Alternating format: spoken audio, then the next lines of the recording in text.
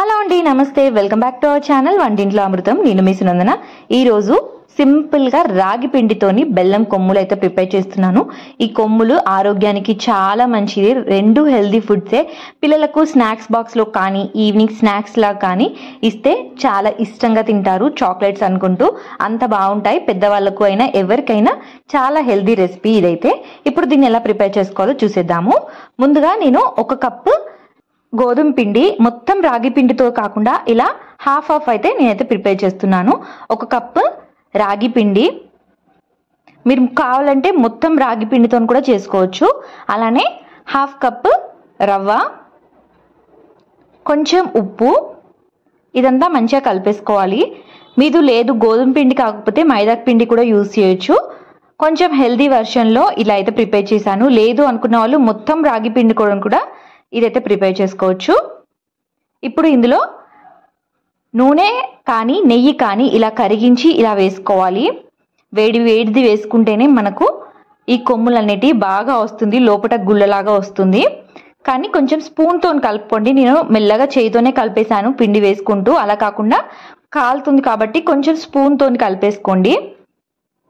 ఈ పిండిని మంచిగా కలుపుకోవాలి. మనకు ఈ పిండి ఎంత బాగా కలిపితే మనకు కొమ్ములు అనేది లోపల గుళ్ళ అంత బాగా వస్తుంది. ఒకవేళ మీకు సరిపోకపోతే ఇంకొంచెం నెయ్యి అయితే యాడ్ చేసుకోండి. నేను ఇక్కడ నెయ్యి యాడ్ చేస్తున్నాను. నెయ్యి వల్ల మంచి ఫ్లేవర్ అయితే యాడ్ అవుతుంది. నూనె కూడా వేసుకోవచ్చు, కానీ నెయ్యితోని ఇంకొంచెం టేస్ట్ అయితే చాలా బాగుంటుంది. ఇలా మొత్తం కలుపుకున్నాక మనకు ముద్ద పడితే ఇలా పట్టుకుంటే మనకు లడ్డు లాగా రావాలి. అప్పుడు మనకు పిండి అనేది పర్ఫెక్ట్ కన్సిస్టెన్సీలో ఉన్నట్టు. చూసారా, పిండి ఇలా పట్టుకుంటే మంచిగా ఇలా పట్టుకుంటే లడ్డు లాగా వచ్చింది. ఇప్పుడు కొన్ని వాటర్ యాడ్ చేసుకుంటూ పిండి అనేది గట్టిగా కలుపుకోవాలి. మన చపాతీ పిండి కన్నా పిండి గట్టిగా ఉండాలి. అప్పుడే మనకు కొమ్ములు బాగా వస్తాయి. కొంచెం వాటర్ వేసుకుంటూ కలుపుకోండి. మనకు పిండి అనేది తొందరగా లూజ్ అయిపోయే ఛాన్సెస్ ఉంటాయి. కాబట్టి కొన్ని వేసుకుంటూ మంచిగా మర్దన చేసుకుంటూ కలుపుకోవాలి. రాగి పిండి ఆరోగ్యానికి చిన్నపిల్లల నుంచి పెద్దవాళ్ళ వరకు అందరికీ మంచిది. ఎన్నో హెల్త్ బెనిఫిట్స్ ఉంటాయి. అలానే మంచిగా బ్లడ్ ఇంప్రూవ్ కావడానికి కూడా బెల్లం, రాగి పిండి చాలా బాగా యూజ్ అవుతుంది. ఇక్కడ ఇలా కొన్ని వాటర్ చిలకరిస్తూ ఇలా ముద్దలాగా అయితే ప్రిపేర్ చేసుకున్నాను. దీన్ని గట్టిగా ఉండాలి. మనకు పిండి అసలు చాలా గట్టిగా ఉంటే కొమ్ములు బాగా వస్తాయి. ఇలా చేసేసి మంచిగా మర్దన చేసేసుకొని మూత పెట్టేసి ఒక 10 నుంచి 15 నిమిషాలు సైడ్కి పెట్టేసేయాలి. మనకు దానిలో ఉన్న రవ్వ అనేది కొంచెం సాఫ్ట్గా అయిపోతుంది. నేనైతే ఇక్కడ ఒక 15 మినిట్స్ అలానే సైడ్కి పెట్టాను. 15 మినిట్స్ తర్వాత మళ్ళీ మంచిగా కలిపేసుకోవాలి. ఇంకొకసారి పిండి అనేది చూసారా ఎంత రఫ్గా ఉందో. ఇలా రఫ్గా ఉండాలి పిండి అనేది. ఇలా మంచిగా మళ్ళీ ఒకసారి కలిపేసుకొని ఇప్పుడు చపాతీ పీట ఉంటుంది కదా, అది తీసుకోవాలి. దానిపైన కొంచెం రాగి పిండి కానీ లేదంటే గోధుమ పిండి కానీ ఏదన్నా వేసుకోవచ్చు. నేను ఇక్కడ కొంచెం గోధుమ పిండి వేసుకున్నాను.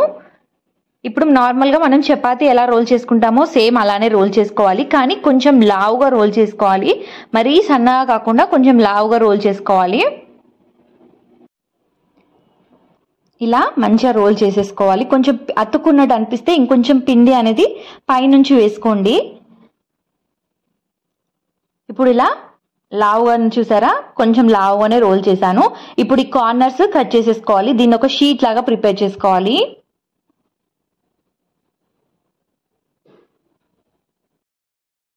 ఈ ఎక్స్ట్రా పిండిని మళ్ళీ మనం యూజ్ చేసుకోవచ్చు. ఫస్ట్ పిండిలో కలిపేసుకోండి. ఇప్పుడు ఇక్కడ షీట్ లాగా ప్రిపేర్ చేసాం కదా, దీన్ని 2 పార్ట్స్లో మళ్ళీ డివైడ్ చేసేయాలి. ఇప్పుడు దీనిపైన కొంచెం పిండి అనేది వేసుకోవాలి, లేకపోతే అతుక్కపోతుంది మనకు ఒకదానికొకటి. ఇలా షీట్స్ లాగా ప్రిపేర్ చేసుకున్నా కదా, ఒకదానికొకటి వేసేసి ఇలా స్ట్రిప్స్ లాగా కట్ చేసుకోవాలి. చిన్నగా స్ట్రిప్స్ లాగా కట్ చేసుకోవాలి. మరీ సన్నగా కట్ చేసుకోవద్దు, కొంచెం లావుగానే కట్ చేసుకోవాలి. ఇలా మధ్యలో పిండి వేయడం వల్ల ఒకదానికొకటి అతుక్కోకుండా ఉంటాయి. చూసారా, ఇలా కొమ్ములు అయితే రెడీ అయిపోయాయి. ఇప్పుడు మిగతాయి కూడా సేమ్ ప్రాసెస్లో అన్ని ప్రిపేర్ చేసుకోవాలి. ఇలా విడదీసి పెట్టండి. కొంచెం అతుక్కున్నట్టు అనిపిస్తే పిండి వేసేసి పక్కకు పెట్టండి, లేదంటే ఒకదానికొకటి అన్ని అతుక్కపోతాయి, మనకు మళ్ళీ ఆయిల్లో వేసేటప్పుడు బాగుండవు. అలా కాకుండా మంచిగా పిండి వేసేసి సైడ్కి పెట్టేసేయండి. మిగతాయి కూడా అన్ని నేను ఇలానే ప్రిపేర్ చేసుకున్నాను. మీకు ఎంత పెద్దగా పీట ఉంటే అన్ని స్ట్రిప్స్ అనేది కొంచెం ఈజీగా తొందరగా అయిపోతుంది. పీట చిన్నగా ఉంటే మనకు టైం టేకింగ్ అనేది ఎక్కువ పడుతుంది చేయడానికి.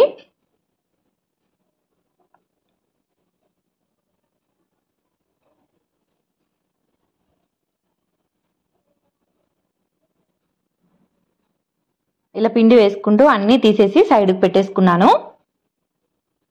చూసారా, అన్ని ఇలా స్ట్రిప్స్ లాగా చేసేసుకొని సైడ్కి పెట్టేసుకున్నాను. ఇప్పుడు స్టవ్ పైన ప్యాన్ పెట్టుకొని అందులో ఆయిల్ వేసుకొని ఆయిల్ మంచిగా వేడవనివ్వాలి. ఆయిల్ బాగా వేడయ్యాకనే ఇవైతే వేసుకోవాలి, లేదంటే కింద అతుక్కపోతుంది మనకు. తర్వాత మీడియం ఫ్లేమ్లో పెట్టుకొని మంచిగా లైట్ గోల్డెన్ బ్రౌన్ వచ్చే వరకు వేయించుకోవాలి.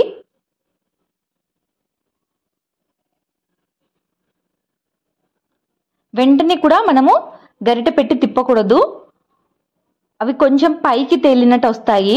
అప్పుడు మనము తిప్పుకుంటూ మంచిగా ఫ్రై చేసుకోవాలి.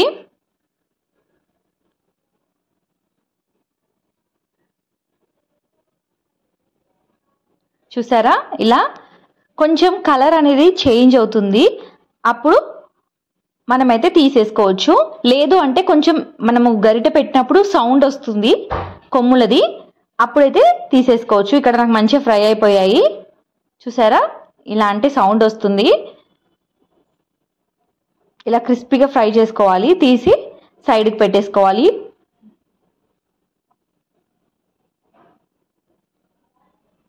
ఇలానే అన్ని ప్రిపేర్ చేసుకున్నాను నేనైతే.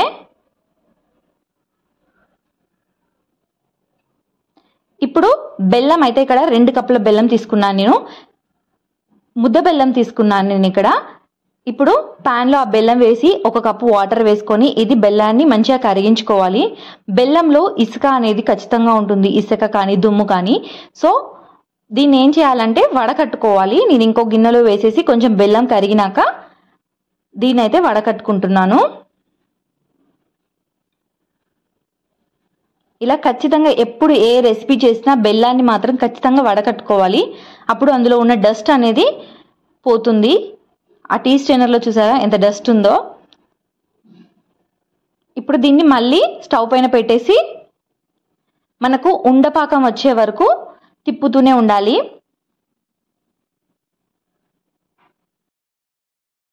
మీకు బెల్లం ఇష్టం లేని వాళ్ళు ఇందులోనే సేమ్ 2 కప్పుల చక్కెర వేసుకొని సేమ్ ఇలానే పాకం పట్టుకోండి. ఉండపాకం వచ్చే వరకు తిప్పుతూనే ఉండాలి. ఇక్కడ ఇలా చెక్ చేసుకోవాలి.